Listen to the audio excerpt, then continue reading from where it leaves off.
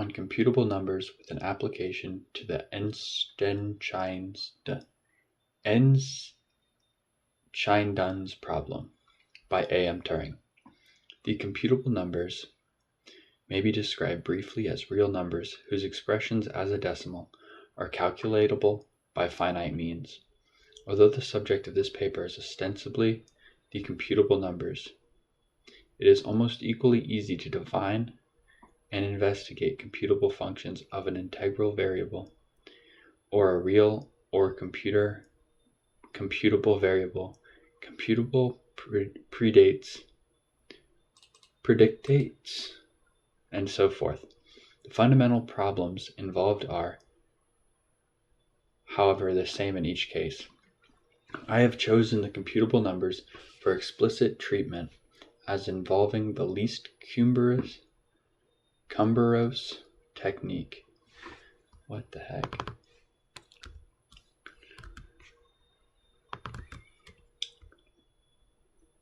Cumbrous. Interesting. Meaning cumbersome. Cumbrous technique. I hope shortly to give an account of the relations of the computable numbers, functions, and so forth to one another. This will include a development of the theory of functions of a real variable expressed in terms of computable numbers. According to my definition, a number is computable if its decimal can be written down by a machine. In these two sources, 9 and 10, I give some arguments with the intention of showing that computable numbers include all numbers which could naturally be regarded as computable. In particular, I show that certain large classes of numbers are computable. They include, for instance, the real parts of all algebraic numbers, the real parts of the zeros of the Bessel functions, the numbers pi, e, etc. The computable numbers do not, however, include all definable numbers, and an example is given of a definable number which is not computable. Although the class of computable numbers is so great, in many ways similar to the class of real numbers, it is nevertheless innumerable. In source 8, I examine certain arguments which would seem to prove the contrary. By the correct application of one of these arguments, conclusions are reached which superficially similar to those of Gödel. These results have valuable applications. In particular, it is shown, source 11, that the Hilbert-Einstein-Duns problem, Einstein-Duns problem, can have no solution. In a recent paper, also Church has introduced the idea of effective calculability, which is equivalent to my computability, but it is very differently defined. Church also reaches similar conclusions about the Einstein-Duns problem. The proof of equivalence between computability and effective calculability is defined in an appendix to the present paper. 1. Computing machines. We have said that the computable numbers are those whose decimals are calculatable by finite means. This requires rather more explicit definition.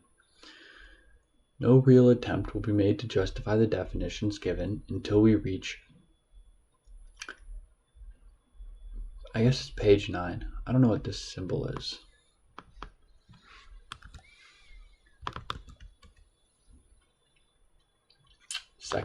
Until we reach section 9.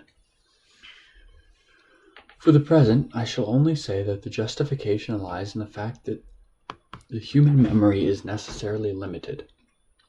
We may compare a man in the process of computing a real number to a machine, which is only capable of a finite number of conditions, Q1, Q2, so on until Qn, which will be called M configurations. The machine is supplied with a tape, an analog of paper, running through it and dividing into sections called squares, each capable of bearing a symbol. At any moment, there is just one square, say the earth, bearing the symbol R, something, which is in the machine. We may call this square the scanned square. The symbol in the scanned square may be called the scanned symbol.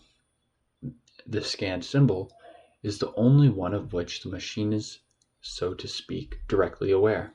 However, by alternating its M configuration, the machine can effectively remember some of the symbols which it has seen or scanned previously. The possible behavior of the machine at any moment is determined by the M configuration Q, N, and the scanned symbol G of R. This pair, Q of N and machine symbol of R, will be called the configuration. Thus, the configuration determines the possible behavior of the machine. In some of the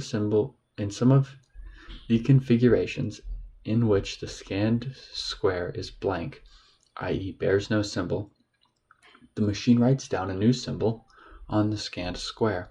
In other configurations, it erases the scanned symbol. The machine may only change the square which is being scanned, and only by shifting it one place to the right or left. In addition to any of these operations, the M configuration may be changed. Some of the symbols written down will form the sequence of figures which is the decimal of the real number which is being computed. The others are just rough notes to assist the memory. It will only be these rough notes which will be liable to ensure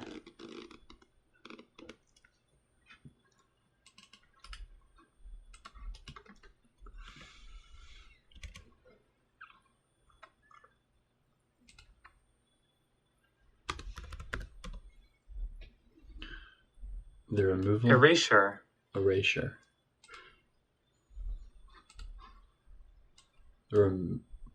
It's just going to be the data. It will only be these rough notes which are liable to erasure. In my what in the world? It is my contention that these operations include all of those which are used in the computation of a number. The defense of this contention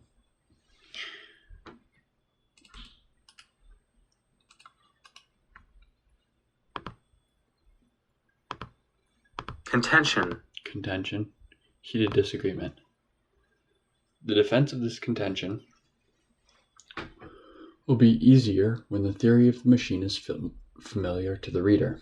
In the next section, I therefore proceed with the development of the theory and assume that it is understood what is meant by machine, tape, and scanned, etc. 2. Definitions. Automatic machines. If at each stage the motion of a machine in sense of section 1 is completely determined by the configuration, we shall call the machine an automatic machine, or a machine. For some purposes, we may use choice machines, or C machines, which motion is only particularly determined by the configuration. Hence, we use the word possible in section 1. When such a machine reaches out one of these ambiguous configurations, it cannot go on until some arbitrary choice has been made by an external operator.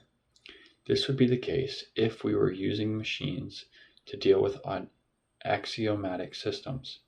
In this paper, I only deal with automatic systems, and will therefore often omit the prefix a. What does that mean? Self-evident. Axiomatic. Self-evident.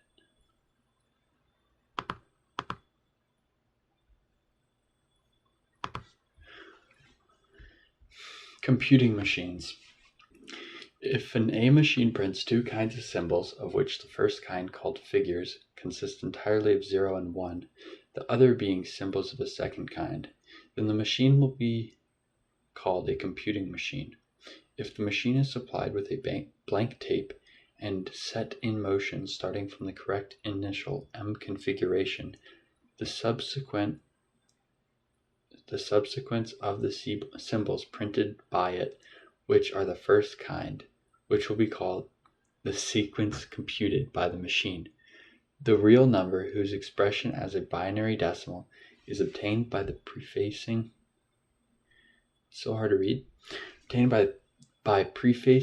this sequence by a decimal point, is called the number computed by the machine. At any stage of the motion of the machine, the number of the scanned square, the complete sequence of all symbols on the tape, and the M configuration will be said to describe the complete configuration at that stage. The changes of the machine and tape between successive complete configurations will be called the moves of the machine. Circular and circle-free machines. If a computing machine never writes down more than a finite number of symbols of the first kind, it will be called circular. Otherwise, it is said to be circle-free. More than a finite number. Never writes down more than a finite number. A machine will be circular if it reaches a configuration from which there is no possible move, or if it goes on moving and possibly prints symbols of the second kind, but cannot print any more symbols of the first kind. Like if a number ends in 00000 infinitely. The significance of the term circular will be expanded in Section 8. Computable sequences and numbers. A sequence is said to be computable if it can be computed by a circle-free machine. A number is computable if it differs by an integer from the number computed by a circle-free machine. We shall avoid confusion by speaking more often of computable sequences than computable numbers. 3. Examples of computing machines. 1. A machine can be constructed to compute the sequence 0, 1, 0, 1, 0, 1, etc. The machine is to have 4 M configurations, B, C, F, and C, and it is capable of printing 0 and 1. The behavior of the machine is described in the following table, in which R means the machine moves so that it scans the square immediately on the right and the one it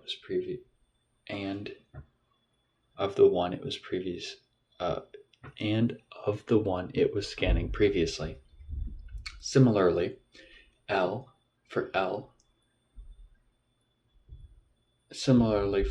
meaning on the left.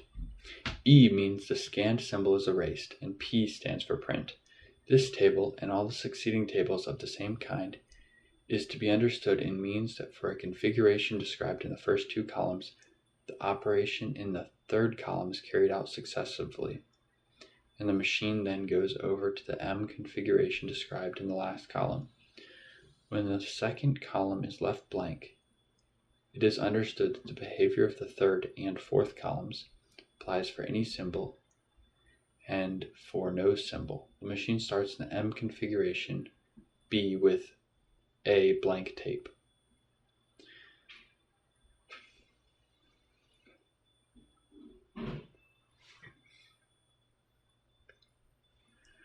So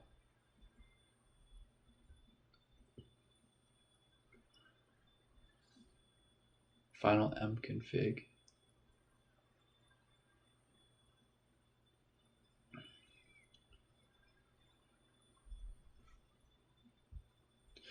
I don't understand this just yet. If, contrary to the description in section 1, we allow the letter LR to appear more than once in the operations column, we can simplify the table considerably.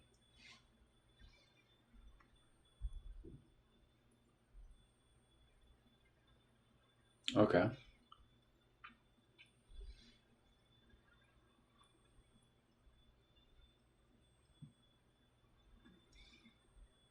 If there's no symbol, print a 0, and then go back to B, and this is if your symbol B, you're going to look to see right. Wait, you're going to look.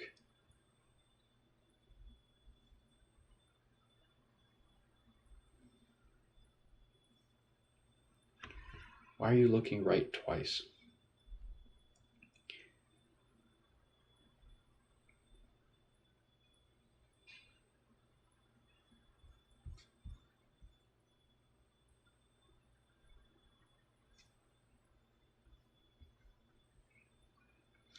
You're going to look right and then print a 1.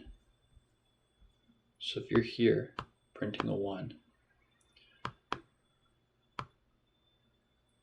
I'm assuming the machine would be here looking at blank. No, it wouldn't. Would it be looking at blank space? Probably. Looking at blank space, move right once. And if it's a 0, print 1.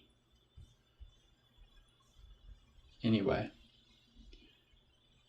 this makes more sense.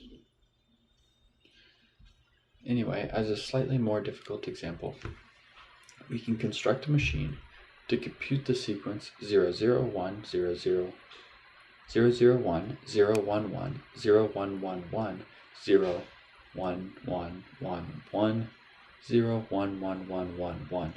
The machine is capable of 5M configurations. V O Q P F B, and end of printing E upside down E X 0 and 1. The first 3 symbols in the tape will be upside down E 0. The other figures follow and alternate squares. On the intermediate squares, we never print anything but X. These letters serve to keep the place for us and are erased when we have finished with them. We also arrange that in the sequence of figures and alternate squares, there shall be no blanks. Here are behaviors. We have B, if there's no symbol.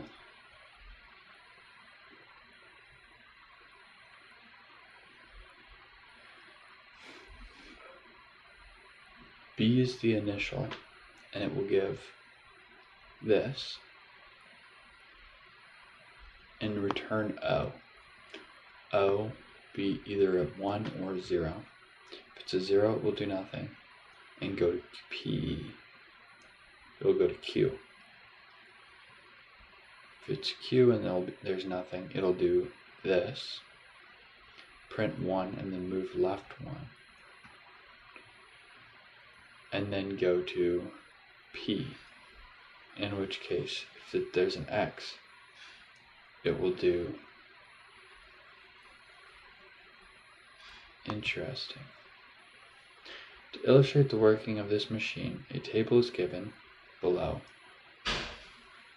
The table is given below of the first few complete configurations. These complete configurations are described by writing down the sequence of symbols which are on the tape. With the M configuration written below the scanned symbol, the successive complete configurations are separated by colons. So B will print upside down E 0, in which a space has been made on the left of the scanned symbol, and the M configuration written in this space. This form is less easy to follow, but we shall make use of it later for theoretical purposes. The convention of writing the figures only on the alternate squares is very useful. I shall always make use of it. I shall call the one sequence of alternate squares F squares and the other sequence E squares. The symbols or E squares will be liable to erasure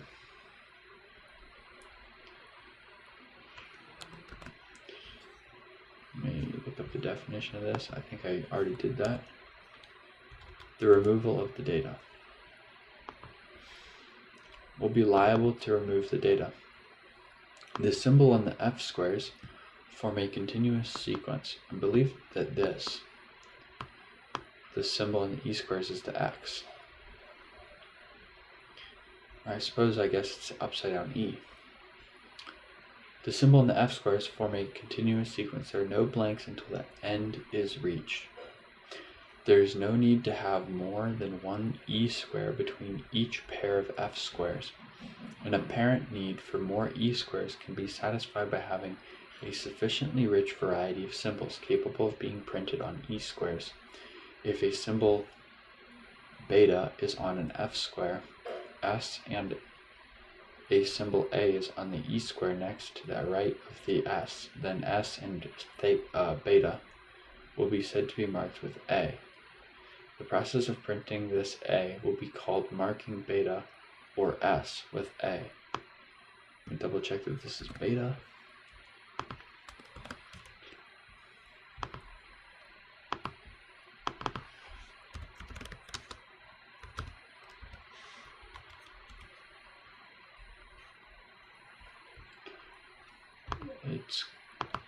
This is it, I believe.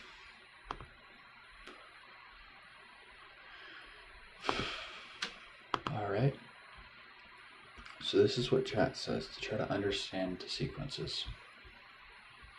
By chat, I mean Gemini.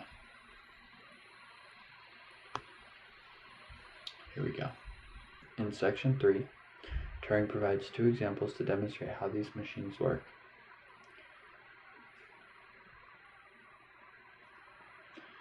Here's a breakdown. He defines 4 machine states, B, C, K, and F. Right, here's the first one, B, C, E, or F. B, C, E, or F. How it works, think of it as a while loop. The machine moves to the right, prints a digit, and skips a space. Then skipping a space prints the next digit.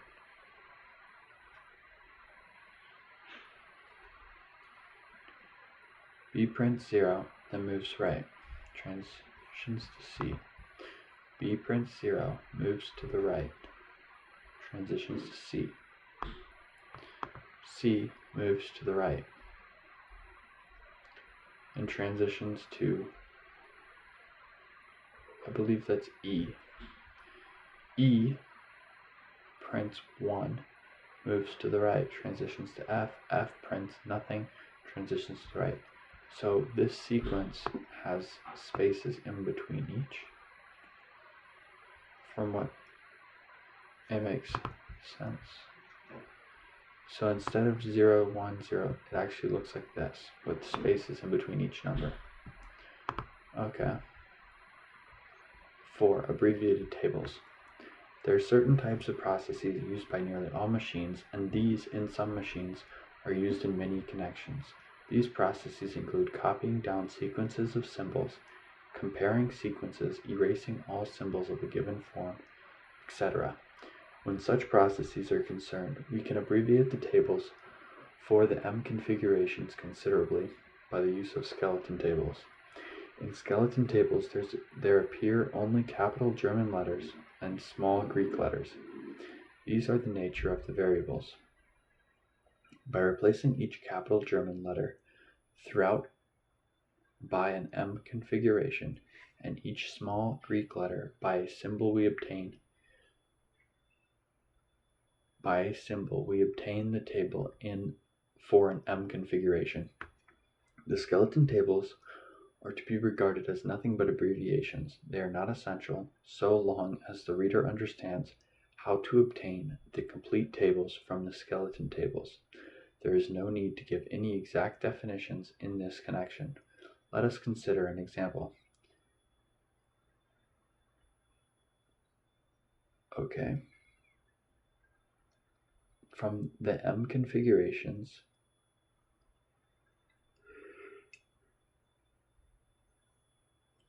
f of C, B, and A, the machine finds a symbol of form A which is farthest from the left, the first A in the M configuration, then becomes C. For there is no A, then becomes N configuration becomes B. If we replace C throughout by Q, B by R, and A by X, we should have a complete table for the M configuration. F is called an M configuration function, or M function. The only expressions which are admissible for substitution in these M functions are the M configurations and symbols of the machine. These have to be enumerated more or less explicitly. They may include expressions such as P, C, X. Indeed, they must if there are any M functions used at all.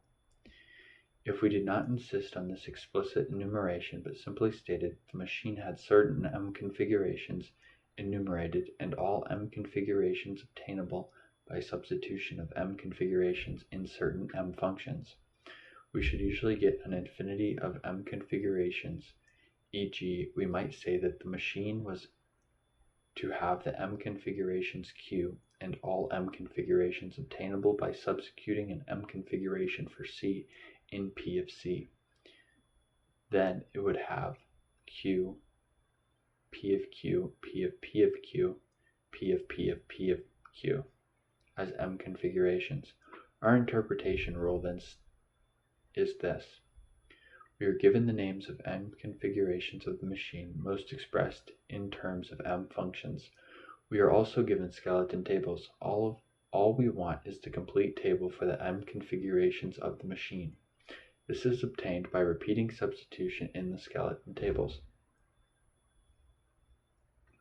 Further examples. In the explanations, the symbol right arrow is used to signify the machine goes into the M configuration. E of CBA. From ECBA, the first A is erased and then the machine goes into N configuration of C. There is no A to B. From CBA, all letters A are erased from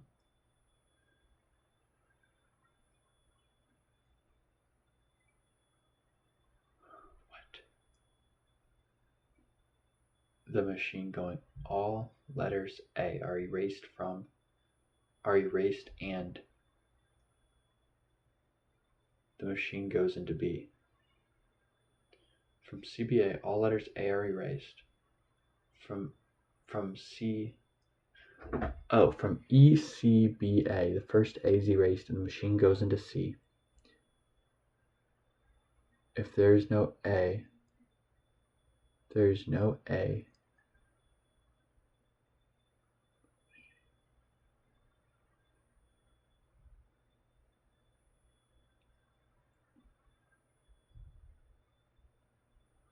That last example seems more difficult to interpret than most. Let us suppose that in the list of M configurations, some machine there appears E of B of X equals Q. Say the table is, or in greater detail, the following.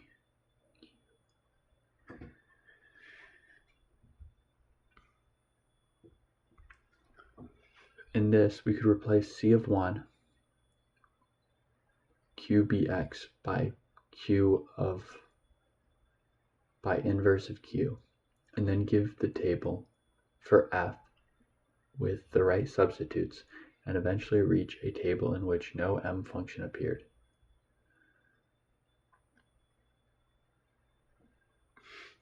From PC of C beta, the machine prints beta at the end of the sequence of symbols and machines into C. Machine goes into M configuration C. From the inverse of F, it does the same but for F, but moves to the left before going into the M state of C. For C of B of A, the machine writes at the end the first symbol marked A and goes into the state C. The last line stands for the totality of lines obtained by it by replacing beta in any symbol which may occur on the tape of the machine concerned.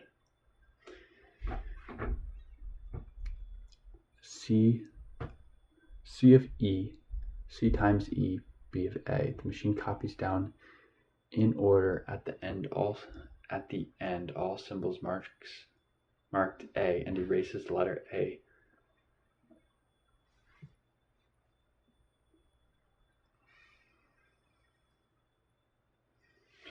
Interesting. The first symbol marked A and the first symbol marked beta are compared. If there's neither A nor beta, it machines into C. The machine goes into M state? Is that what it is? The machine goes into M configuration. Sorry. If there is no... Where am I?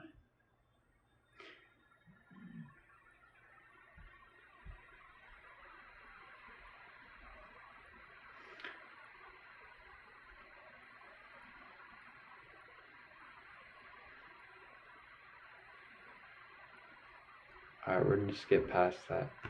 Enumeration of computable sequences. A computable sequence Y is determined by a description of a machine which computes Y. Thus the sequence 001, 011, 0111 is determined by the table on P234, page 234. Okay. And in fact, any computable sequence is capable of being described in terms of such a table. It will be useful to put these tables into a kind of standard form. In the first place, let us suppose that the table is given in the same form as the first table. For example, I on page 233. It is easy to say that the entry in the operations column is always one of the forms E, R, E, or no entry at all. The table can always be put into this form by introducing more M configurations. Now let us give numbers to the M configurations, calling them Q of 1 to Q of R, as in page 1, section 1, sorry. The initial M configurations is always to be called Q of 1. We also give numbers to the symbols S of 1 to S of M. And in particular, blank equals S of 0, 0 equals S of 1, 1 equals S of 2. The lines of the table are now in form. So this is the original. Simplified, I think. S of... Okay. Lines such as this are to be written as this.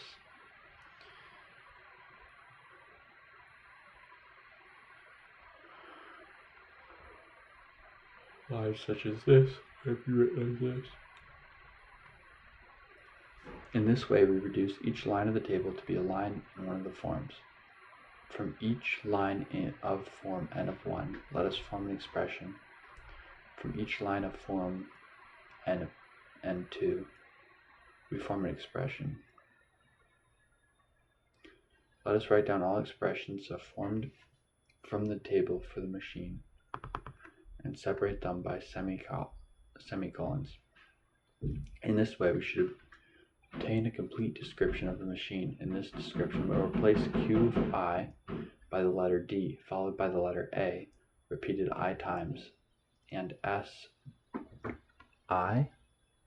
Sj by D, followed by C repeated J times.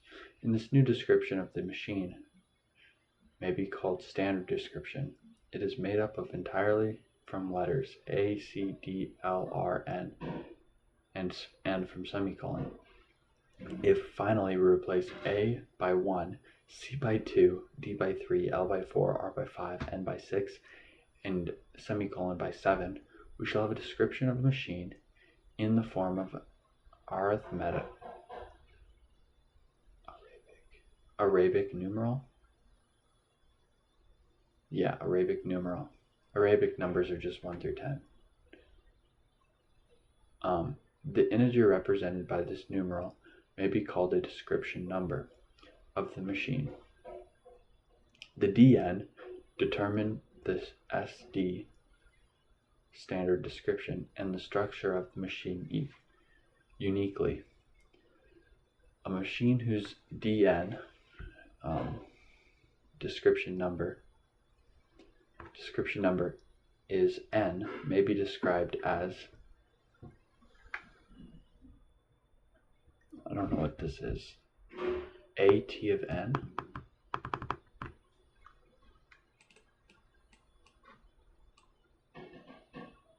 It won't even copy and paste. Fun.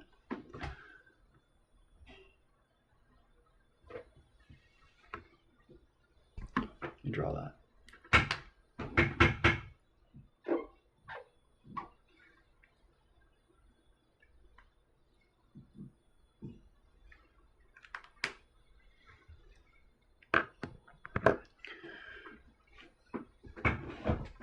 To each computable sequence, there corresponds at least one description number, while to no description number does there correspond more than one computable sequence. The computable sequences and numbers are therefore enumerable. Let us find a description number for the machine I of section 3. Machine 1 of section 3, where we rename the M configurations. Its table becomes the following.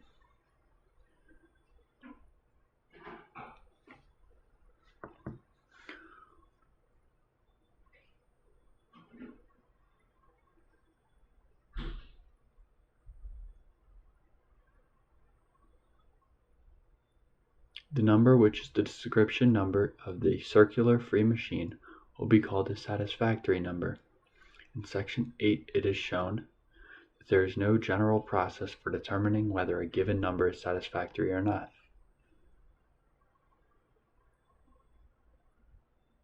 Okay, so you can't. This is the what is it called? Enshidong's problem. Enshidong's problem. This is saying that you can't figure out Enshidong's problem. This is saying that you can define machines with numbers. Okay, bet. The universal computing machine. It is possible to invent a single machine which can be used. I like this. I don't know where all these symbols are coming from. Greek? They look so fancy. Yep, that's not it.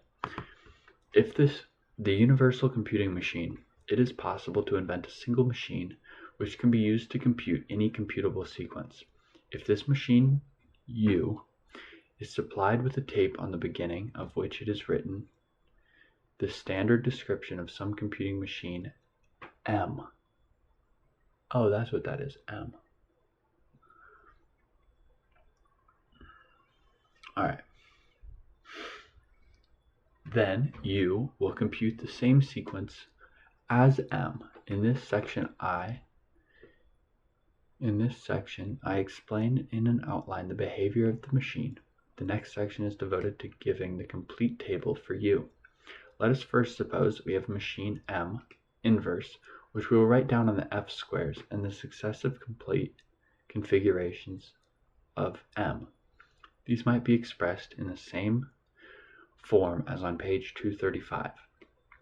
Using the second description, C, with all symbols in one line, or better, we could transform this description as in section 5, by replacing each M configuration by D, followed by A, repeating the appropriate number of times. By replacing each symbol by D, following by C, repeated the appropriate number of times. The numbers of letters A and C are to agree with the numbers chosen in section 5, so that, in particular, 0 is replaced by DC, 1 by DCC, and the blanks by D. These substitutions are made after the complete configurations have been put together, as in C. Difficulties arise if we do the substitution first. In each complete configuration, the blanks would all have to be replaced by D, so that the complete configuration would not be expressed as a finite sequence of symbols. If the description of the machine 2 of section 3 we replace O by DAA, upside down E by DCCC, and Q by DAAA, then the sequence C becomes DA and such. This is the sequence of symbols on F squares. It is not difficult to see that if M can be constructed, then so can M inverse. The manner of operation of M inverse could be demanded on having the rules of operations of M written somewhere within itself, i.e. within M inverse. Each step can be carried out by referring to these rules. We have only to regard the rules as being capable of being taken out and exchanged for others. And we have something very akin to the universal machine. One thing is lacking. At present, the machine M inverse prints no figures. We may correct this by printing between each successive pair of complete configurations the figures which appear in the new configuration but not in the old. Then C of 1 becomes the following. It is not, although obvious, that the E squares leave enough room for the necessary rough work, but this is, in fact, the case. The sequence of letters between the colons is in expressions such as C of 1 may be used as standard descriptions of the complete configurations. While the letters are replaced by figures, as in section 5, we shall have a numerical description of the complete configurations, which may be called its description number.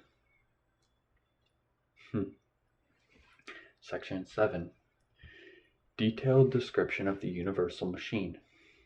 A table is given below of the behavior of this universal machine. The M configurations of which the machine is capable are all those occurring in the first and last columns of the table, together with all of those which occur when we write down unabbreviated tables of those which appear in the table in the form of M functions. For example, E of A and F appears in the table and is an M function.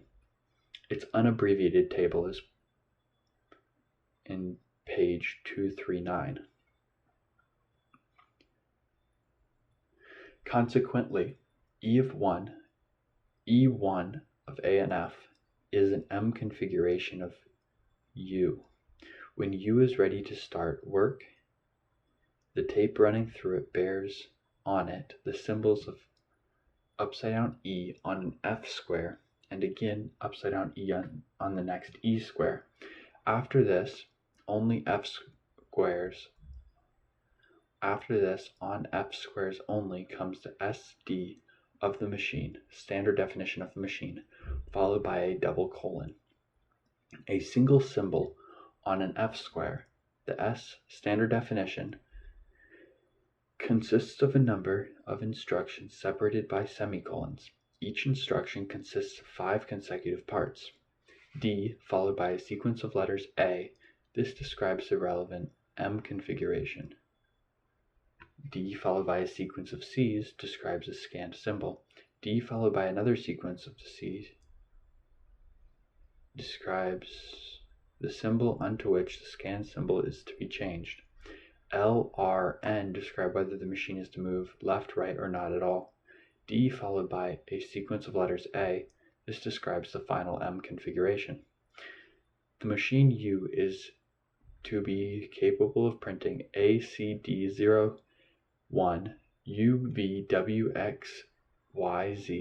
The standard definition is formed from semicolon ACDLRN. Subsidiary skeleton table.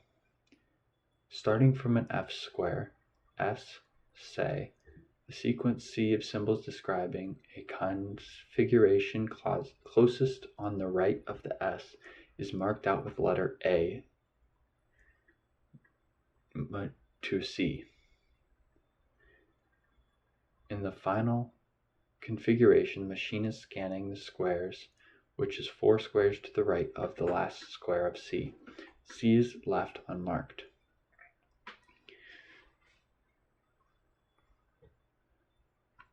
B, or the table for U. B, the machine prints :DA on the F squares after : transfers into A and F. A and F, the machine marks the configuration of the last complete configuration with Y and converts into the M machine FOM. FOM, the machine finds the last semicolon not marked with Z, it marks the semicolon with Z and the configuration following it with X. FMP, the machine compares the sequence marked X and Y. It erases all letters X and Y and transfers into the M state of SIM if they are alike, otherwise FOM or POM. ANF, taking the long view, the last instruction relevant to the last configuration is found. It can be recognized afterwards as the instruction following the last semicolon marked Z, transferring into the M state of SIM.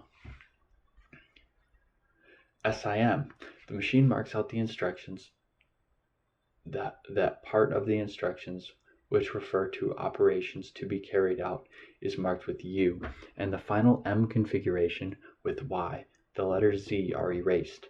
MF, the last complete configuration is marked out into 4 sections. The configuration is left unmarked. The symbol directly preceding it is marked with ZX. The remainder of the complete configuration is divided into 2 parts, which of the first is marked with V and the last with W. A colon is printed after the whole. SB.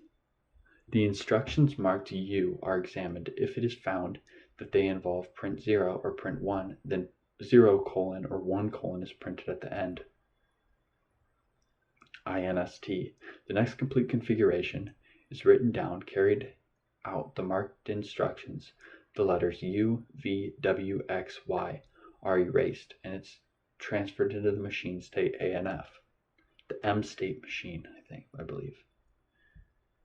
Alright, 8. Application of the diagonal process. It may be thought that arguments which prove that the real numbers are not numerable would also prove that the complete numbers and sequences cannot be enumerable. It might, for instance, be thought that the limit of a sequence of complete computable numbers must be computable. This is clearly only true if the sequence of computable numbers is defined by some rule, or we might apply the diagonal process. If the computable sequences are enumerable, let A of n be the nth computable sequence, and let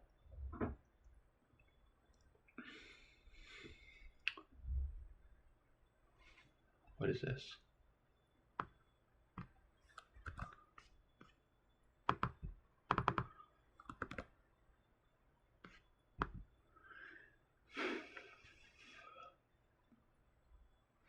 It's an O with a line vertically slashed through it in a backslash kind of way. Forward slash kind of way. Let O slash n of m be the nth figure in A of n. Let beta be the sequence with 1 minus O slash n of n as an nth figure. Since beta is computable, there exists a number k such that 1 equals k of n, all n, putting n equals k. If we have 1 is even. This is impossible. The computable sequences are therefore not enumerable. The fallacy in this argument lies in the assumption that beta is computable. It would be true if we could enumerate the computable sequences by finite means, but the problem of enumerating computable sequences is equivalent to the problem of finding out whether there is a given number in the Dn of a circle-free machine. And we have no general process for doing this in a finite number of steps. In fact, by applying the diagonal process argument correctly, we can show that there cannot be such general processes. The simplest and most direct proof of this is by showing that if this general process exists, then there is a machine which computes beta. This proof, though perfectly sound, has the disadvantage that it may leave the reader with the feeling that there must be something wrong. The proof which I shall give has not this disadvantage, and gives a certain insight into the significance of the idea circle-free.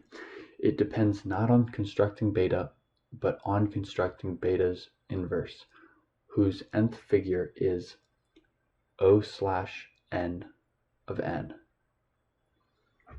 All right. Let us suppose that there is such a process. That is to say that we can invent a machine, D, which when supplied with the standard definition of any computed machine M, then the standard definition, and if M is circular, will mark the standard definition with the symbol U, and if it is circle-free, it will mark it with S.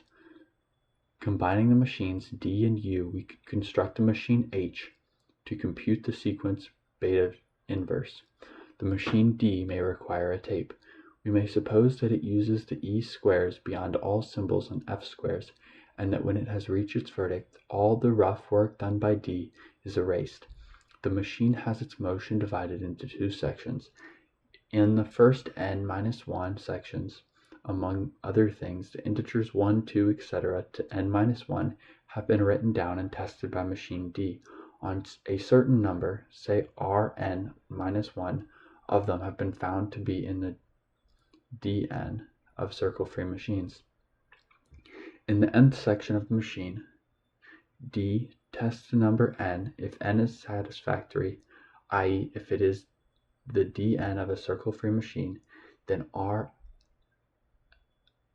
equals 1 plus Rn minus 1, and the first Rn figures of the sequence of which a Dn is n are calculated.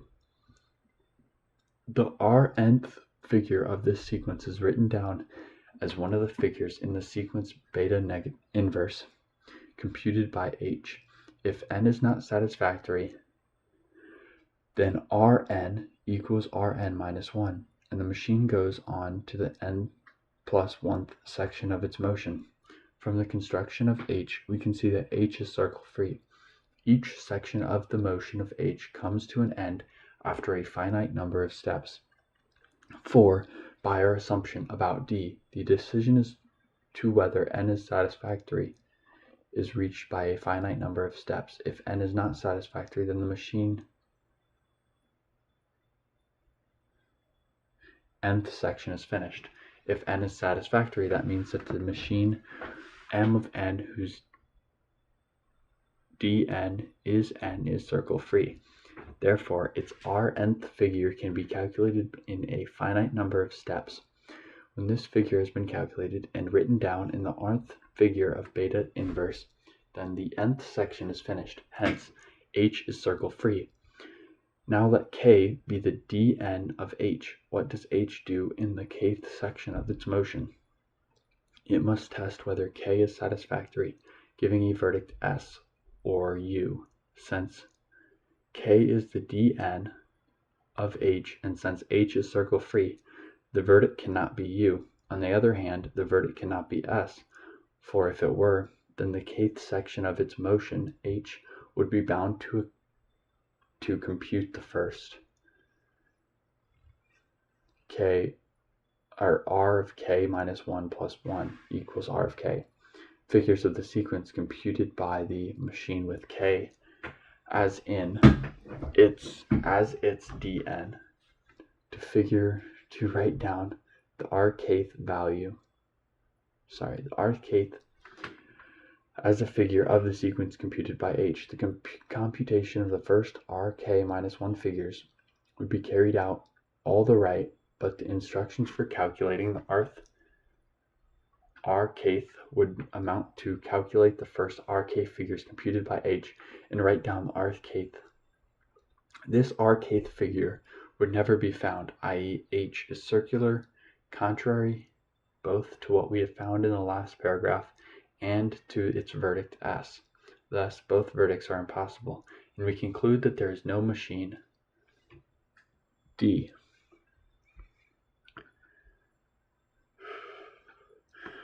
We can show farther that there is no machine E, which, when supplied with the standard definition of an arbitrary machine H, will determine whether H ever prints a given symbol, 0, say. We will first show that if there is a machine E, then there is a general process for determining whether a given machine M prints, M prints 0 infinitely often. Let M be a machine which prints the same sequence as M, except that its position where the first 0 prints by M stands M1 prints 0, prints 0 infinitely. M2 is to have the first two symbols 0 replaced by 0 infinitely, and so on. Thus, if M were to print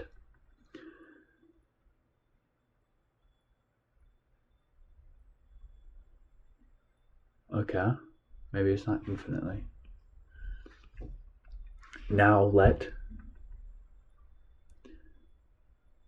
E be a machine which, when supplied with the standard definition of M, will write down successfully the standard definition of M and M1 and M2. There is such a machine. We combine that machine with E and obtain a new machine G. In the motion of G1, first, the original machine is used to write down the standard definition of M, and then E tests it. : 0 is written if it is found that M never prints 0, and then K writes a standard definition of M1, and this is tested: : 0 being printed if and only if M1 never prints 0, and so on. Let us test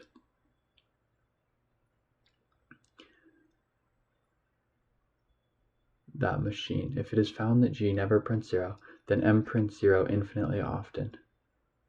If G prints 0 sometimes, then M does not print 0 infinitely often.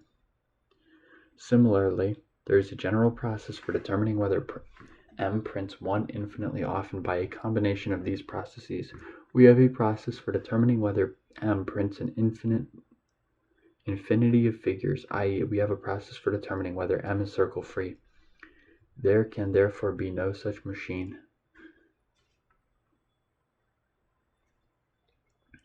The expression "there is a general process for determining ... has been used throughout this section as the equivalent to "there is a machine which will determine." This usage can be justified if and only if we can justify our definition of computable. For each of these general processes, problems can be expressed as a problem concerning a general process for determining whether a given integer n has a property g of n. For example, g of n might mean n is satisfactory, or n is the Gödel representation of a provable formula. This is equivalent to computing a number whose nth figure is 1 if g of n is true and 0 if false. 9. The extent of the computable numbers. No attempt has yet been made to show that the computable numbers include all numbers which would naturally be regarded as computable. All arguments which can be given are bound to be fundamentally appeals to intuition, and for this reason rather unsatisfactory mathematically. The real question at issue is, what are the possible processes which can be carried out in computing a number? The arguments which I shall use are of 3 kinds: a direct appeal to intuition, a proof of the equivalence of 2 definitions in case the new definition has a greater intuitive appeal, C. Giving examples of large classes of numbers which are computable. Once it is granted that computable numbers are all computable, several other propositions of the same character follow. In particular, it shows that if there is a general process for determining whether a formula of the Hilbert function calculus is provable, then the determination can be carried out by a machine. This argument is only an elaboration of the ideas in section 1. Computing is normally done by writing certain symbols on paper. We may suppose this paper is divided into squares like a child's arithmetic book. In elementary arithmetic,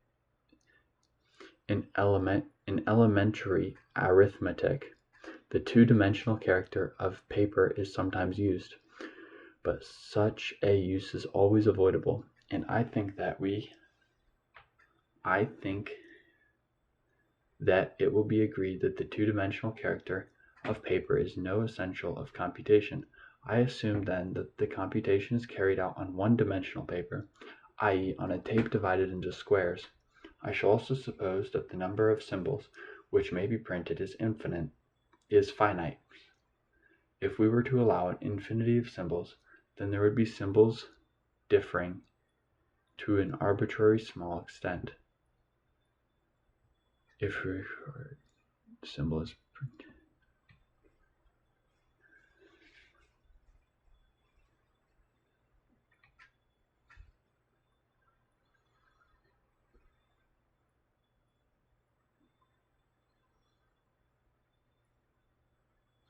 Alright, the effect of this restriction of the number of symbols is not very serious. It is always possible to use sequences of symbols in place of a single symbol. Thus, an Arabic numeral such as 17 or many nines is normally treated as a single symbol. Similarly, in any European language, words are treated as single symbols. Chinese, however, attempts to have an innumerable infinity of symbols.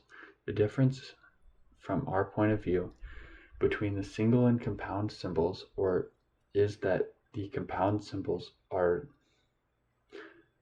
if they are too lengthy, cannot be observed at one glance. This is in accordance with experience. We cannot tell at a glance whether around 12 nines and around 13 nines are the same. The behavior of the computer at any moment is determined by the symbols which he is observing and its state of mind at that moment.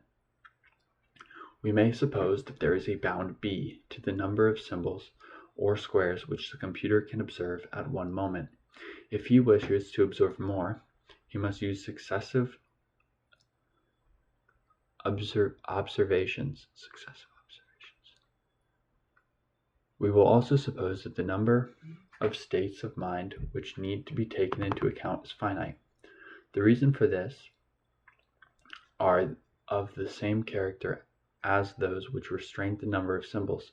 If we admit an infinity of states of mind, some of them will be arbitrarily close and will be confused. Again, the restriction is not one which seriously affects computation, since the use of more complicated states of mind can be avoided by writing more symbols on the tape. Let us imagine the operations performed by the computer to split up into simple operations, which are so elementary that it is not easy to imagine them farther divided. Every such operation consists of some change of the physical system, consisting of the computer and his tape. We know the state of the system if we know the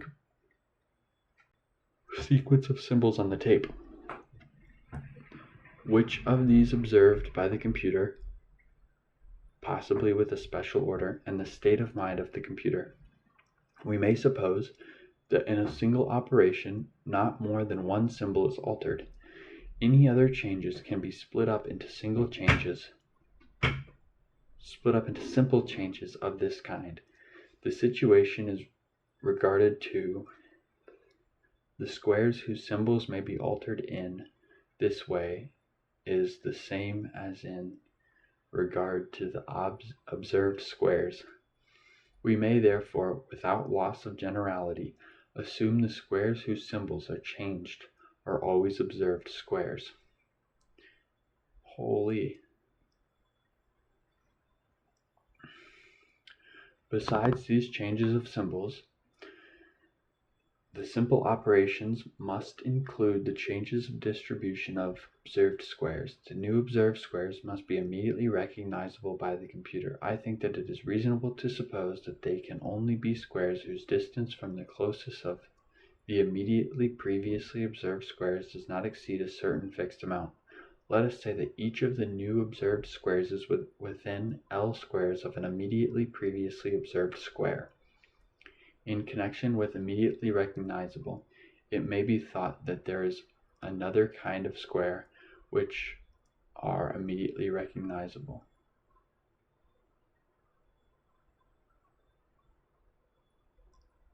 In particular, squares marked by special symbols might be taken as immediately recognizable. Now, if these squares are marked only by single symbols, there can be only a finite number of them, and we should not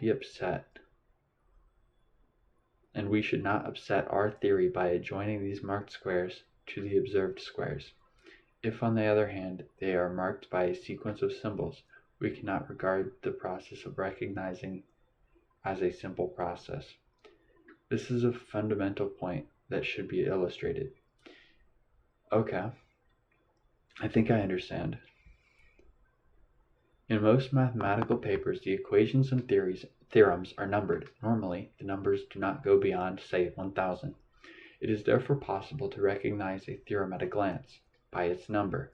But if the paper is very long, say we might reach theorem like a 15-digit number, then farther on in the paper we might find hence applying theorem, the 15-digit number. We have, in order to make sure which was the relevant theorem, we should have to compare the two numbers figure by figure, possibly taking the figures off in pencil to make sure of their not being counted twice. In spite of this, it is still thought that there are other immediately recognizable squares. It does not upset my contention so long as these squares can be found by the same process of which my type of machine is capable. The idea is developed in 3 below. The simple operations must therefore include changes of the symbol on one of the observed squares, changes of one of the squares observed to another square, within L squares of one of the previously observed squares. It may be that some of these changes necessarily involve a change of state of mind. The most general single operation must therefore be taken to be one of the following: A possible change of symbol together with a possible change of state of mind. B, a possible change B of observed squares together with a possible change of state of mind.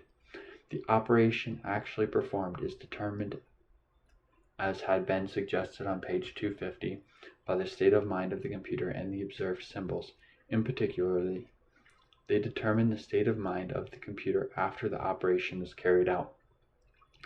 We may now construct a machine to do the work of this computer. To each state of mind of the computer corresponds to an M configuration of the machine. The machine scans B squares corresponding to the B squares observed by the computer. In any move, the machine can change a symbol on a scanned square, or can change any one of the scanned squares to another square distant not more than L squares from one of the other scanned squares. The move which is done and the succeeding configuration are determined by the scanned symbol and the M configuration. The machine just described do not differ very essentially from computing machines as defined in section 2, and corresponding to any machine of this type, a computing machine can be constructed to compute the same sequence, that is to say, the sequence computed by the computer. 2. Type B. If the notion of the Hilbert functional calculus is modified so as to be systematic and so as to involve only a finite number of symbols, it becomes possible to construct an automatic machine K, which will find all of the proverbial formulae of calculus.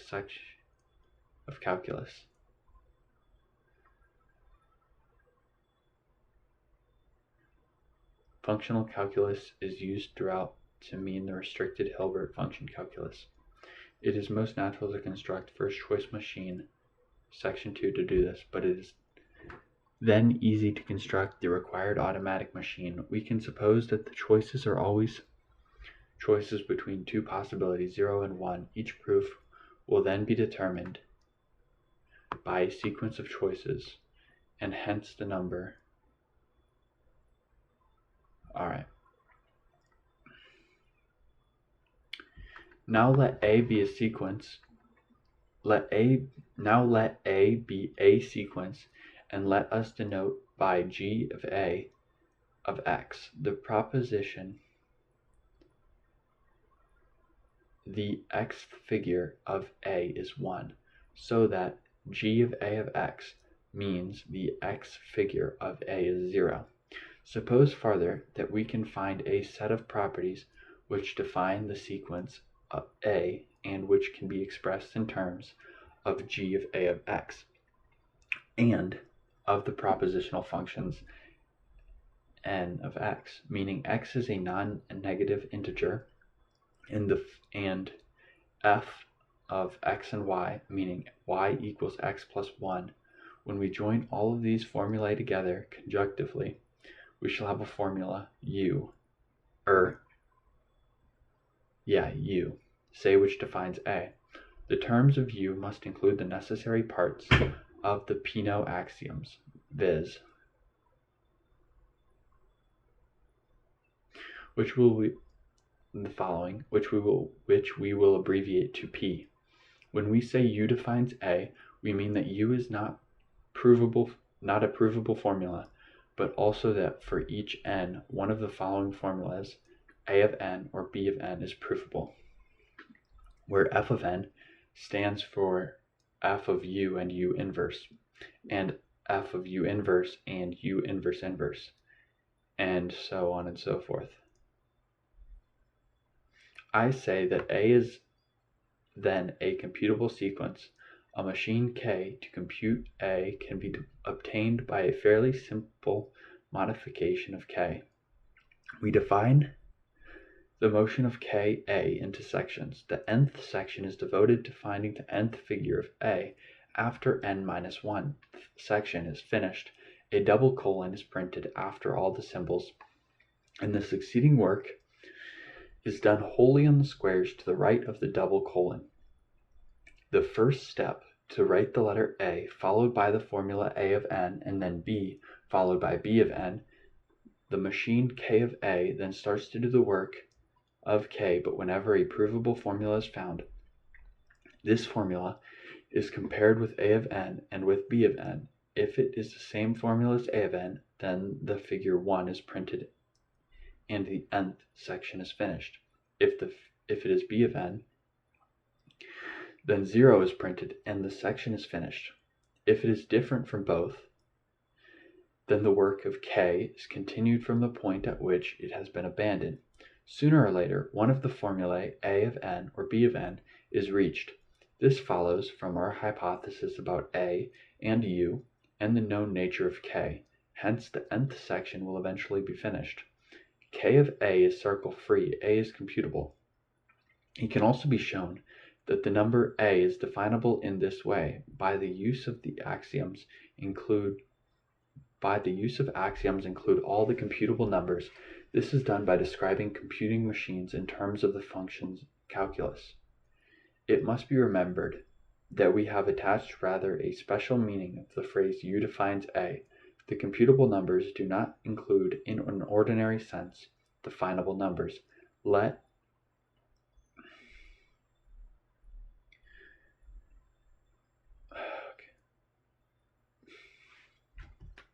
is this?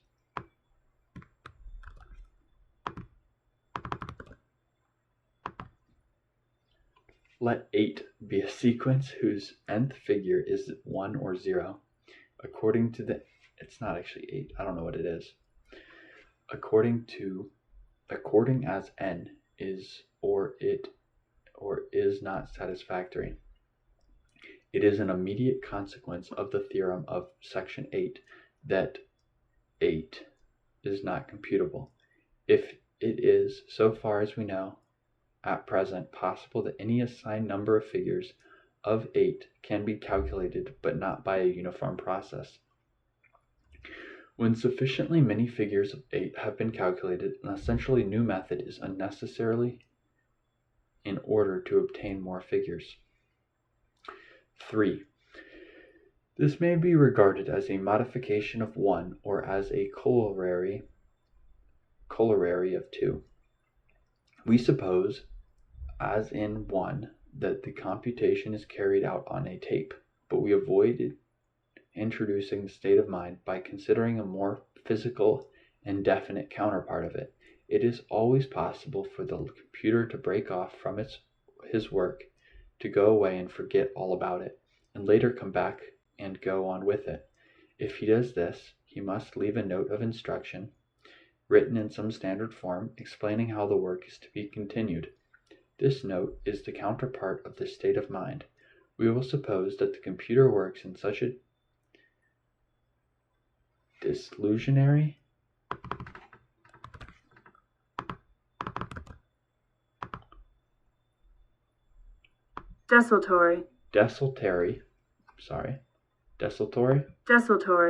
desultory manner that he never does more than one step at a sitting. Desultory. Lacking a plan. The note of instructions must enable him to carry out one step and write the next note. Thus, the state of progress of the computation at any stage is completely determined by the note of instruction and the symbols on the tape. That is, the state of the system must be described by a single expression or sequence of symbols, consisting of the symbols on the tape followed by triangle, which we suppose not to appear elsewhere, and then by the note of instructions. This expression may be called the state formula. We know that the state formula at any given stage is determined by the state formula before the last step was made, and we assume that the relation of these two formulae is expressible in the functional calculus. In other words, we assume that there is an axiom U which expresses the rules governing the behavior of the computer in terms of the relation of the state formula at any stage to the state formula at the preceding stage. If this is so, we can construct a machine to write down a successive state formulae and hence to compute the required number. 10. Examples of large classes of numbers which are computable. It will be useful to begin with definitions of a computable function, of an integral variable, and of a computable variable, etc. There are many equivalent ways of defining a computable function of an integral variable. The simplest is possibly as follows: if y is a computable sequence in which 0 appears infinitely often, then n is an integer, and let us define y of n to be the number of figures 1 between the nth and the n plus 1th figure 0 in y. Then O slash n is computable if for all n and some y, an equivalent definition is this: let h of x and y mean O slash x equals y. Then we find a contradiction-free axiom u of O slash such that u of O slash becomes the M state P. And if for each integer n there exists an integer n such that the following formula, then O slash may be said to be a computable function. We cannot define general computable functions of a real variable, since there is no general method of describing a real number, but we can define a computable function of a computable variable if n is satisfactory. Let y of n be a number computed by m of n, and let a of n equal tangent of pi of y of n minus 1/2, unless y of n equals 0 or y of n equals 1, in either of which cases a of n equals 0. Then, as n runs through the satisfactory number, a of n runs through the computable numbers. A function a of n may be defined in many other ways so as to run through the computable numbers. Now let O slash n be a computable function which can be shown to be such that for any satisfactory argument, its value is satisfactory. Although it is not possible to find a general solution for determining whether a given number is satisfactory, it is often possible to show that a certain class of numbers are satisfactory. Then the function f, defined by f of a of n, equals a of O slash of n in a computable function, and all computable functions of a computable variable are expressible in this form. Similar definitions may be given of computable functions of several variables. Computable valued functions of an integral variable, etc. I shall enunciate a number of theorems about computability, but I shall prove only two and a theorem similar to 3. 1. A computable function of an integral or computable variable is computable. 2. Any function of an integral variable defined recursively in terms of a computable functions is computable, i.e., if 0 slash m of n is computable and r is some integer, then n of n is computable where n of 0 equals r. If 0 slash m of n is a computable function of two integral variables, then O of n 0 of n is a computable function of n. 4.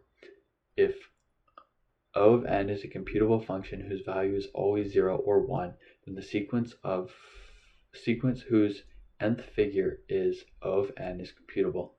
Dekenstein's theorem does not hold in the ordinary form if we replace real throughout by computable, but it holds in the following form. 5. If g of a is a proportional function of the computable numbers and the following formulas, and there is a general process for determining the truth value of g of a, then there is a computable number e such that this. In other words, the theorem holds for any section of the computable such that there is a general process for determining to which class a given number belongs. Owing to this restrictions of Dekenstein's theorem, we cannot say that a computable bound increasing sequence of computable numbers has a computable limit.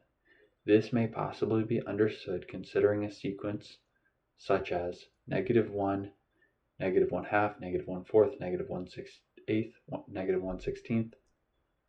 On the other hand, 5 enables us to prove 6. If a and beta are computable, and a is less than beta, and O/a is less than 0, which is less than O/beta, where O/a is a computable increasing continuous function, then there is a unique computable number y satisfying a is less than y is less than beta, and O/y equals 0. Computable convergence. We shall say that a sequence beta of n of a computable numbers converges computably if there is a computable integral valued function n of e of the computable variance e such that we show that if e is greater than 0 and n is greater than ne and m is greater than ne, then b of n minus beta of m is less than e. We can show that 7. A power series whose coefficients form a computable sequence of computable numbers is computably convergent at all computable points in the interior of its interval of convergence. 8. The limit of computability convergent sequences is computable, and with the obvious definition of uniformly computably convergent. 9. The limit of a uniformly computably convergent computable sequence of computable functions is a computable function. Hence, 10. The sum of a power series whose coefficients form a computable sequence is a computable function in the interior of its interval of convergence. From 8 and pi equals 4, we can deduce that pi is computable. 4 from e equals 1 plus 1. We can deduce that e is computable. From 9, we can deduce that all real algebraic numbers are computable. From 9 and 10, we can deduce that the real zeros of the Bessel functions are computable. Proof of 2. Let h x of y mean the following. I shall not give the proof of consistency of U. Such a proof may be constructed by the methods used in Hilbert and Barney's Gunnar Grudenlagen der Mathematik, Berlin 1934, page 209. The consistency is also clear from the meaning. Suppose that for some n, we have shown the following, and then for some m, we have shown the following, and the following, the following, and the following, and the following. Hence, the conditions for a second definition of a computable function are therefore satisfied. Consequently, n is a computable function. Proof of a modified form of 3. Suppose that we are given a machine n, which, starting with a tape bearing on it upside down E, followed by a sequence of any number of letters f on f squares, and the m configuration b, will compute a sequence y of n depending on the number n of letters f. If O/n of m is the mth figure of y of n, then the sequence beta, whose nth figure is O/n of n, is computable. We suppose that the table for n has been written out in such a way that in each line only one operation appears in the operations column. We also suppose that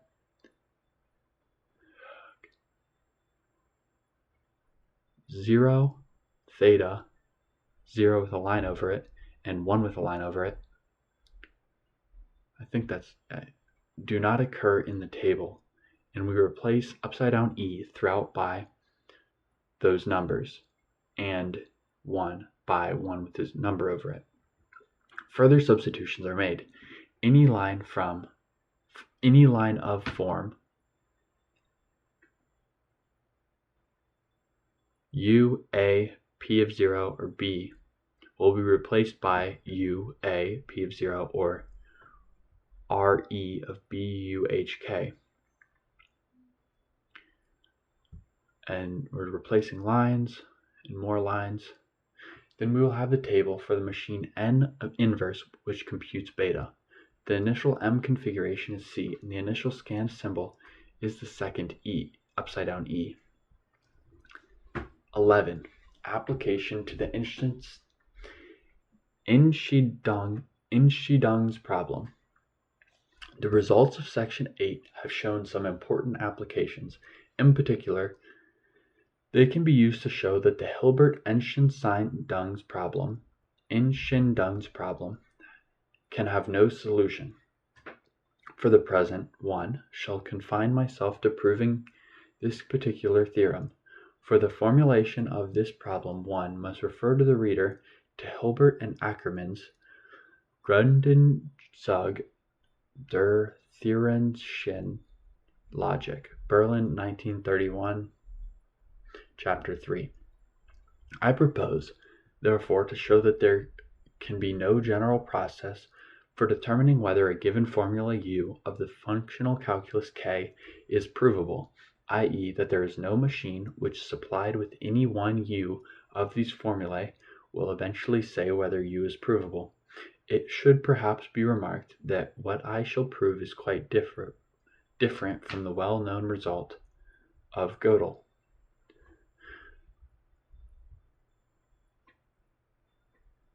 Gödel has shown that in the formalism of Principia Mathematica, there are propositions U such that neither U nor U is provable.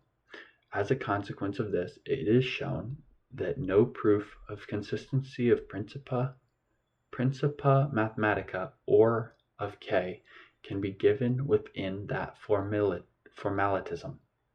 On the other hand, I shall show that there is no general method which tells whether a given formula U is provable in K, or what comes to the same, whether the system consisting of K with U adjoined as an extra axiom is consistent.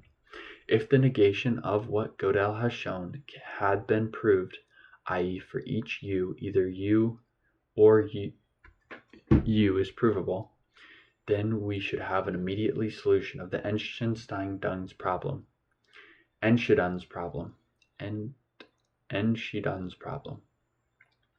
For we can invent a machine K which will prove conclusively all provable formulae. Sooner or later, K will reach either U or U.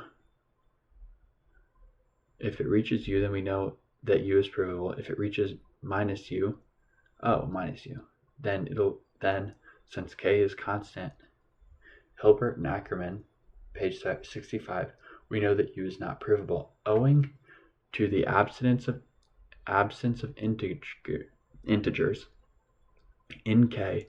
The proofs appear somewhat lengthy. The underlying ideas are quite straightforward. Corresponding to each computing machine M, we construct a formula Un of M, and we show that if there is a general method for determining whether Un of M is provable, then there is a general method for determining whether M ever prints 0. The interpretations of the propositional functions involved are as follows. R of S of I, or of 1, of x and y is to be interpreted as in the complete configuration x of M, the symbol on the square y is S.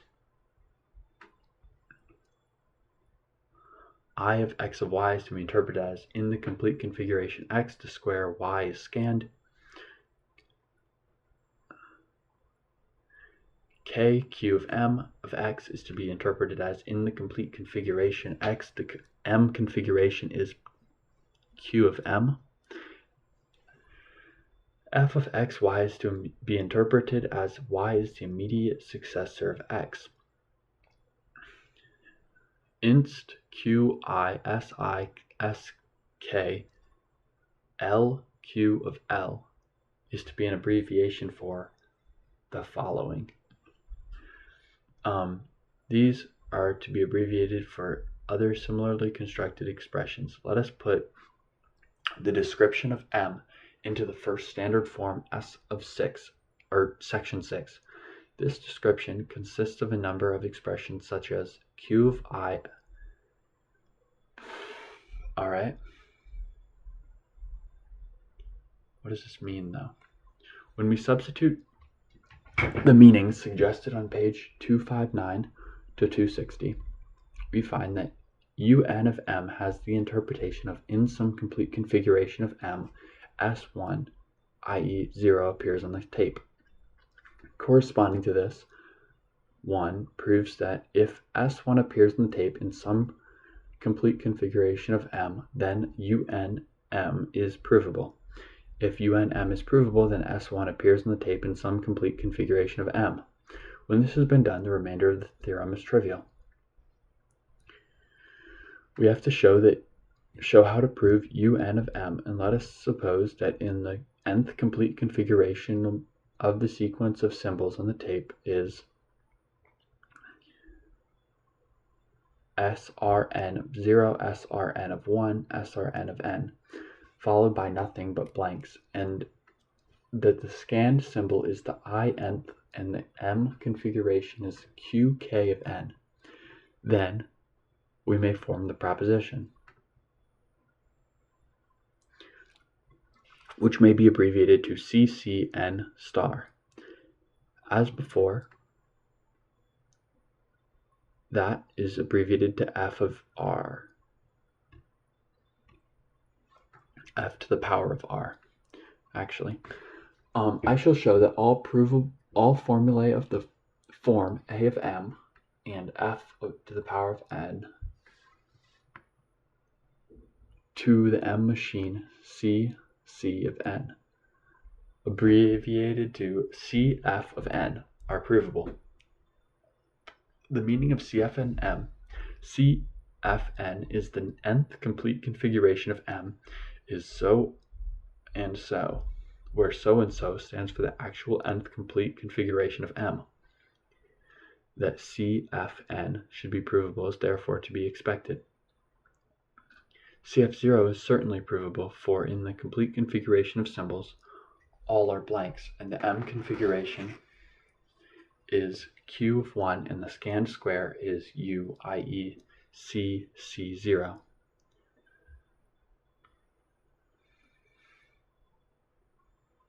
There are 3 cases. Next we show that CFN to the M state of CFN plus 1 is provable for each n. There are 3 cases to consider according as in the move from the nth to the n plus 1th configuration. The machine moves to left or to right, remains stationary. We suppose that the first case applies For example, the machine moves to the left. A similar argument applies in the other cases. If R of if the following formulas, then des of M must include inst of Q of A, SB, SD, L, QC as one of its terms. For example, the following formulas.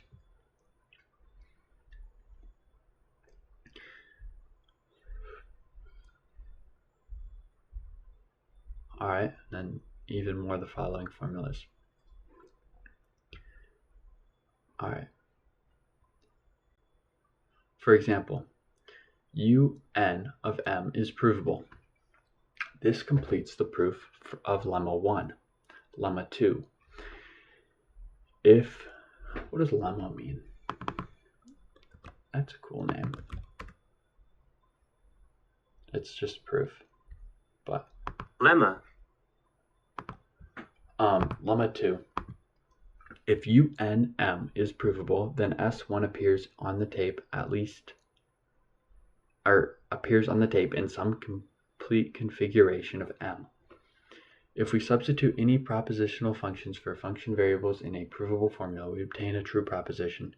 In particular, if we substitute the meanings tabulated on pages 259 and 260, we obtain a true proposition of the meaning of S1 appears somewhere on the tape in some complete configuration of M. We are now left in a position to show that the Einstein-Duns problem cannot be solved. Let us suppose the contrary. Then there's a general mechanical process for determining whether UNM is provable by lemmas 1 and 2. This implies that there is a process for determining whether M ever prints 0, and this is impossible by section 8. Hence, the Einstein-Duns problem cannot be solved. In view of the large number of particular cases of solutions in the Einstein-Duns problem for formulae with restricted systems of quantors.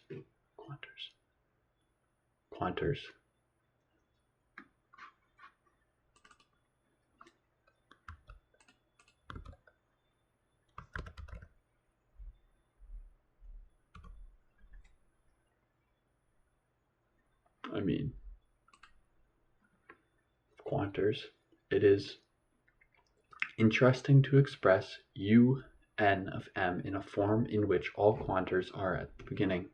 UNM is in fact expressible in the form where B contains no quantors and N equals 6. By unimportant modifications, we can obtain a formula with all essential properties of UNM, which is of form I, with which N equals 5. Appendix. Computability and effective calculability. The theorem that all effectively calculatable definable sequences are computable and its converse are proved below in outline. It is assumed that the terms well-formed formula, WFF, and conversion are used by Church and Clenny are understood. In the second of these proofs, the existence of several formulae is assumed without proof. These formulae may be constructed straightforwardly with the help of the results of Clenny in A Theory of Positive Integers in Formal Logic, American Journal of Math.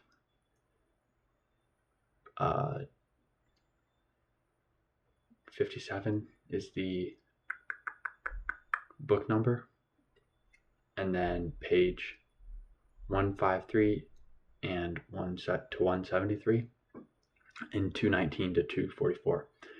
The WFF well-formed formula representing an integer n will be denoted by nn.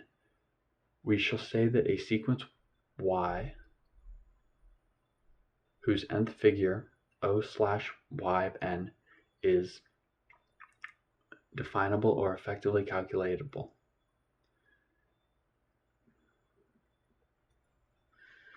If there is a well-formed formula my such that all integers n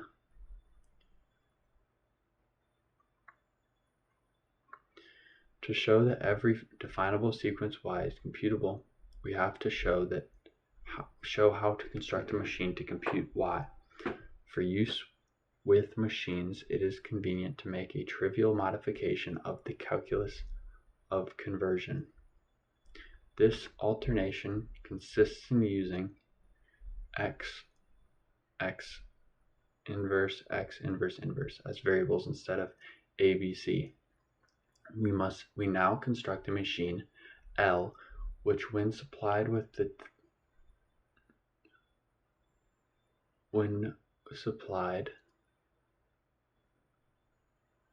the formula my, writes down the sequence y.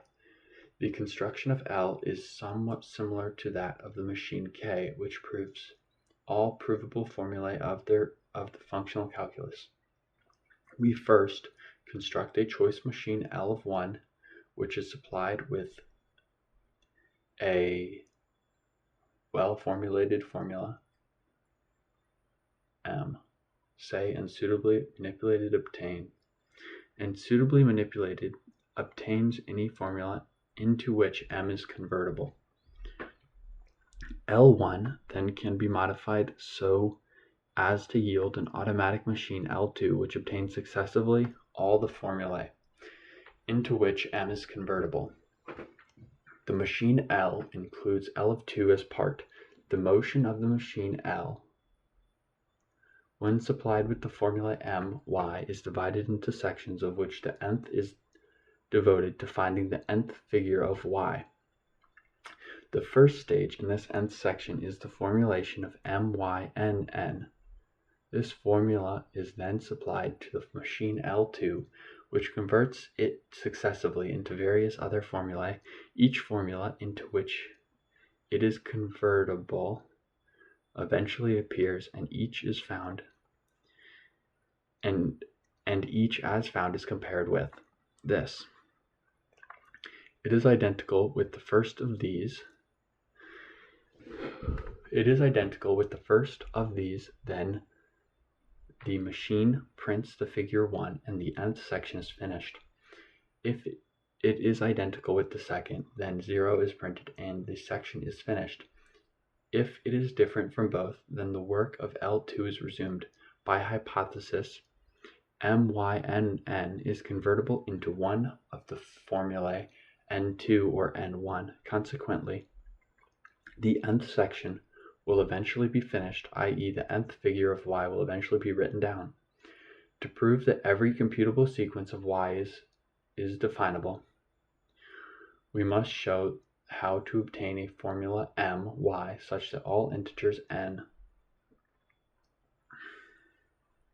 Let M be a machine which computes y, and lets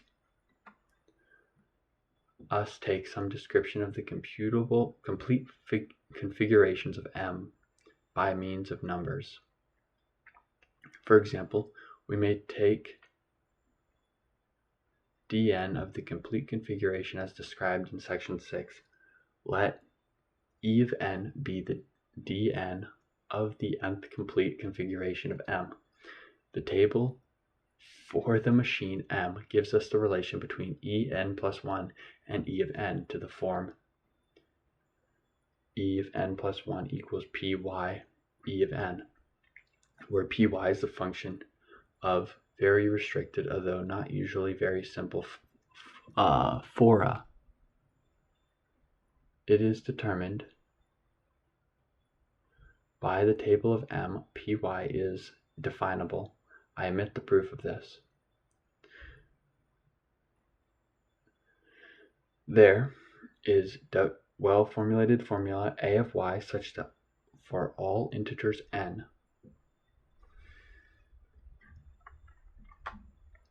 it may be proved that there is a formula V such that if figure 1 is printed, otherwise